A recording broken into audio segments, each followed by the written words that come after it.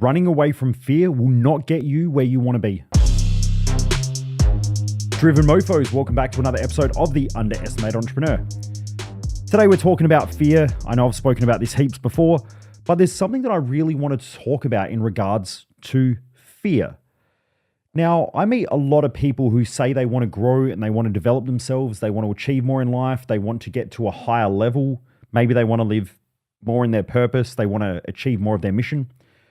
But what I find is that when fear presents itself, most people run away from it or they hide. They go into that, I won't say the flight fight because they normally remove fight.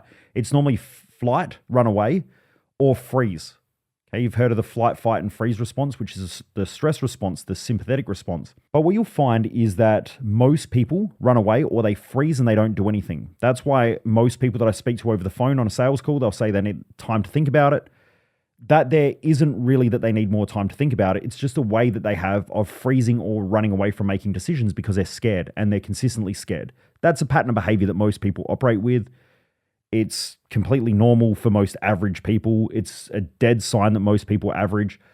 But what you'll find is that when you can combine fear with excitement, that's the sweet spot. When you're growing, you want to have the fear. But you don't want to run away from the fear. You need to have the fear there, but you need to have the excitement also. So when I booked this trip to the USA, I was shit scared. I was like, man, that's a lot of money. I'm going to have to, try to figure out how to get on podcasts. I'm trying to figure out the tour dates, where we're going to be at what time. I'm starting to communicate with people. They're saying, we'll have you on the podcast. When are you going to be here? Like in certain areas, when are you going to be in LA? When are you going to be in Houston? And I'm like, shit, I don't have anything. So I had fear there. But the beautiful thing was I also had excitement because I was moving towards my mission. I was moving towards something greater. I was moving towards a greater version of myself, something that I've been wanting for so long. And so when you put fear and excitement together, it creates something called inspiration. And when we're inspired, we have this energy and this enthusiasm. Now, the beautiful thing is that the fear stops us from getting too excited and doing irrational things. But without the excitement, you would just have the fear and you wouldn't do anything. So there's this beautiful sweet spot where fear and excitement combine and it turns into inspiration, where you're going hard and you're pushing and you're achieving and you're doing the things that you want. It's helping to accelerate your growth. But at the same time, you're not accelerating too much where you're going to just blow yourself to bits. Too many people tend to do things out of fear or out of excitement, and both of them normally lead to irrational activities. Most of you out there who are fear-driven, who are worried all the time, who are stressed all the time, who overthink things, you're probably the people who freeze or run away from big challenges. You're running away from your goals. You're probably running away from your mission. You're running away from the greater future you with the greater future results. You're running away from them. Or you're freezing and not doing anything. And you're just waiting until one day, whatever the fuck that is, I don't know. But really, you don't want to make that decision. So if you don't make that decision today, you're probably going to put it off in the future because normally we just keep acting the same way we've always acted unless we change. And most people don't change. They keep making the same decisions that they've always made, which are the safe ones. And that's the reason why their life sucks. So if fear defines you, you run away, you freeze. When excitement's there, you have enough energy to overcome that fear. And also it will bring up the courage and you're like, you know what, I'm going to go do it anyway. And you push yourself and then you start making those tough decisions and you make them with speed.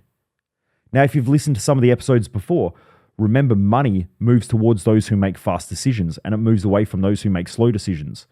So those who make fast decisions now and are more enthusiastic and inspired and have that level of energy and that enthusiasm, they start to attract more money towards them. Now, I don't like to use the word attract because, the law of attraction thing, but that's exactly what we're doing, right? Is that when we're more enthusiastic, we tend to get more opportunities, more doors open up, right? People start paying attention because they're like, this person has something that most other people don't have. So it opens you up to more possibilities. So look, in this episode, I just wanted to do a short, sharp, quick episode to remind you that fear without excitement is just going to cause a lot of stress, a lot of worry, a lot of angst, a lot of you not doing much, you not moving forward, or you running away from things. If you have too much excitement, you have too much energy and you start making erratic and irrational decisions. But if you combine those two things together, so if you've got a purpose, if you've got a mission, If you've got all the stuff that I talk about at my Thrive Time event, that success map, and you know, if I keep moving forward and I keep making big decisions, I know the fear is there, but I'm still going to make them anyway because I've got that excitement, that energy, that enthusiasm to keep moving towards something that I want in life that's meaningful for me. And when you do that, you've hit the sweet spot. That's your inspired spot. Everyone I know who has achieved great things normally spends most of their life living in that place. But it is a pendulum. The sweet spot is in the center. It's a balance between both sides of the pendulum. On one side of the pendulum, you have fear, and on the other side, you have excitement. If you can spend as much time as you can just moving very slightly from left to right, left to right, left to right on that pendulum, you are more now in an inspired state. You'll have more energy, you'll have more enthusiasm, life will feel better, you'll be achieving way more. Even though you've got challenges and adversities, you'll still keep pushing and moving towards the things that you want because you have that energy there, that enthusiasm. And most of the wealthy people that I've met who have done extremely well in their life and enjoy life have that enthusiasm. Some people had that enthusiasm, and then once they started making money, they became scared and afraid.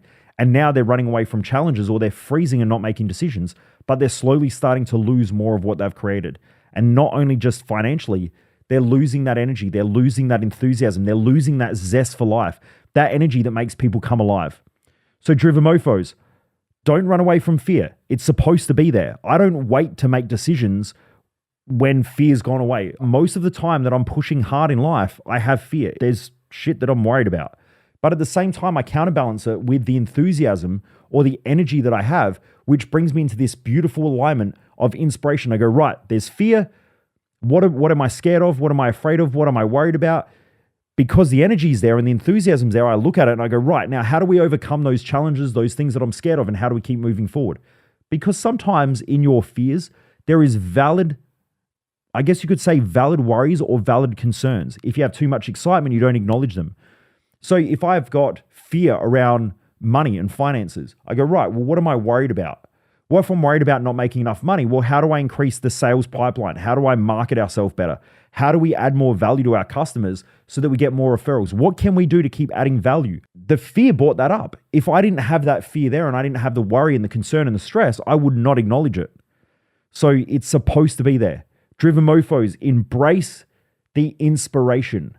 Embrace the fear and embrace the excitement. They're all supposed to be there, but combine them as one, turn into inspiration, allow it to be your energy, allow the fear to be there so you can overcome any of the obstacles that may be in the way and keep pushing hard towards your dreams, keep pushing hard towards your goals, and keep raising your standards in life. It's the only way you can keep moving forward.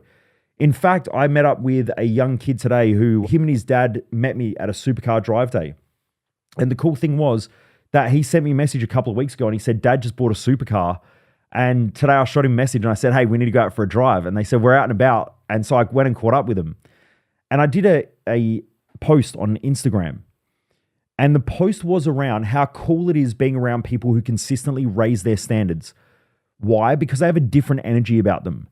When people are stepping up in life, now I'm not saying that you should go out and buy a supercar, because if you don't like cars, it's probably going to be a waste of money and you're not going to enjoy it. But you go and do the things that stretch you in life, that scare you enough, but make you energetic and enthusiastic to go and become a better version of yourself. And then when you get that reward, you'll feel proud of yourself, not the thing that you've got, but proud of you, which then means that you enjoy the thing that you bought or the thing that you have. That's the reason why I love hanging out with people who have supercars and things like that, because most of them have had to overcome a lot of adversity, a lot of challenge. They've pushed themselves. They've become greater versions of themselves. And you know, it was only on, I think Friday, I was talking to someone and we were talking about supercars, and they'd never been around people with supercars. And they said, oh, are they all like assholes and pretentious? And I said, it's interesting. They're quite the opposite. Almost everyone I know in the supercar scene. Now, look, there are a couple of dicks, but there are in anything you do, right? There are people in any field that are just idiots, right? Or they don't know how to deal with people. But in the supercar scene, most people that I meet are fucking amazing. They're high energy, highly enthusiastic. They appreciate other people's hard work and efforts. I've never ever gone to a supercar drive day with a whole bunch of guys and girls who all have supercars where we meet up like a private catch up. And there might be 20 supercar owners and we'll go for a drive through the hills. When I meet up with them, they all walk around and tell you how awesome your car is. They'll walk around and go, oh, I love that type of car. Oh, those rims look great on that car. Oh, that's interesting. I like the flake. I like the color in the paint. they all go around and give praise to other people. When I go to other car meets where you meet people from all different socioeconomic statuses, I find that the majority of people are pretty good. They walk around, they appreciate other people's cars. But what I find is that for some reason, people in the lower socioeconomic sort of area or the lower of the middle class, there seems to be this common thing where they walk around and they pick on everything. So they'll go, oh, look at that. There's a stone chip there. Oh, I definitely wouldn't put those rims on it. Oh, I don't like that. I don't like the spoiler. Oh, that color. Oh, it's gross. I don't know why anyone would spend that much money on the interior. I hear them walk around and pick on other people's cars. And maybe it makes them feel better about themselves. Maybe it gives them some form of validation that they don't have within themselves. And maybe the reason why people are wealthy is because they have that internal validation. They have that self-worth. They go out there, they stretch themselves, they're consistently inspired. And then when they see other inspired people, they're like, well done. You guys get the game. I get the game. This is wicked. But I find that when people don't think like that, and I'm not saying all of them, there's a lot of people in the lower socioeconomic area as well that I get to meet up with, and they're beautiful, amazing people.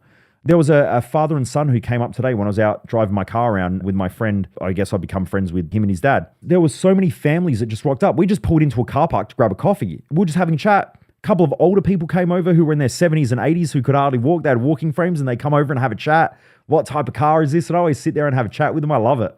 And then a couple of young kids came over and I said, jump in the car and get a photo. That was really, really cool. You know, the parents have a bit of a chat. But you could tell there were some people who rocked up who were from lower socioeconomic areas. And the cool thing is they appreciate and they're friendly, they are kind. And I really appreciate those people because they're the people who are wanting to do better for themselves and their family and things like that. You can tell. But there's also a whole bunch of people who try to rip others down. And there probably is in the wealthy class as well, I guess. I haven't had much connection with those types of people. I guess it's because they're probably not in the inner circle that I would hang out with anyway.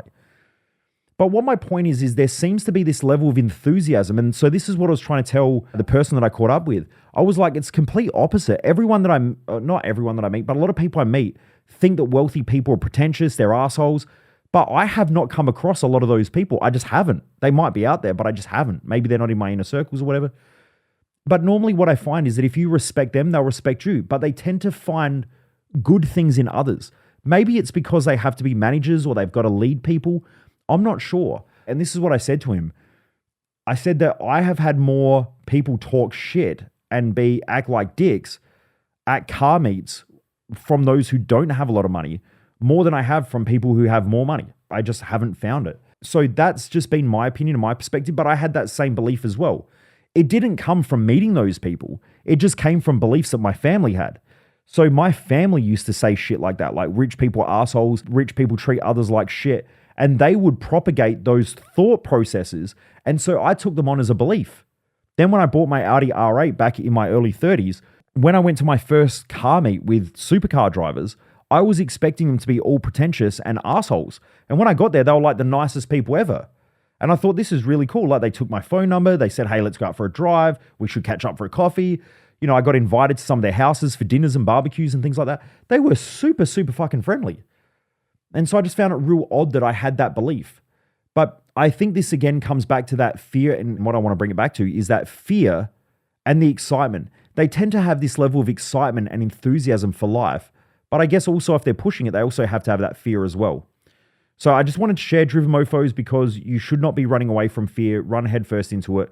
Embrace it. It always has to be there if you're pushing boundaries and you're pushing limits. If you wait for that fear to go away, you won't do fuck all, right? That's just a shit place to be in. If you can sit there, embrace the fear and go, right, why am I doing this? Like if the fear is there, why am I doing it? Why is it important for me to go bigger? Why is it important to stretch myself both financially or with my goals or whatever? And then when you find your why, then you'll execute. And what you'll find is that over time, you'll achieve the things that you want. And then you'll back yourself to do it again and again and again and again, and you'll keep growing. Anyway, Driven Mofos, have a great day. Keep kicking ass. I appreciate you all. Keep stepping it up. Keep raising those standards and push hard as a community. I love this fucking community for that reason. We will push hard. Keep driving, keep pushing, and I'll see you on the next episode. Most people waste their life, and I just don't want you to be one of them.